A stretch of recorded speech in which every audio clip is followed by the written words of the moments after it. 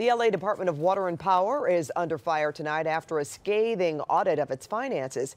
It turned up lavish steak dinners and close to $500,000 spent on meetings. CBS 2 political reporter Dave Bryant takes a look.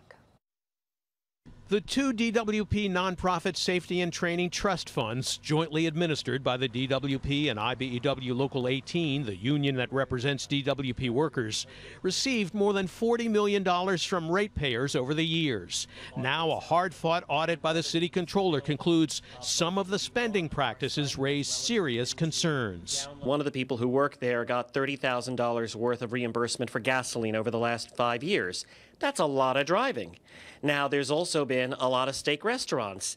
Clearly, they're eating a lot of meat. The audit found the trust spent $421,000 on conferences and meetings during a 5-year period, including travel to Hawaii and Las Vegas, and including big bills for some expensive steak dinners. $86,000 was spent by the trust on employees' personal car expenses. We're recommending that certain kind of expenditures that are happening now should not go on in the future. In a letter to the controller, union business manager Brian D'Arcy said the audit vindicated the authenticity of the trust funds and their spending.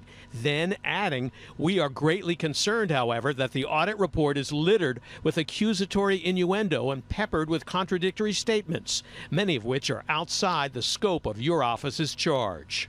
On the contrary, the controller says the audit is a victory for transparency, and the mayor says the findings that came out justify the calls for the audit in the first place. In Koreatown, Dave Bryan, CBS 2 News.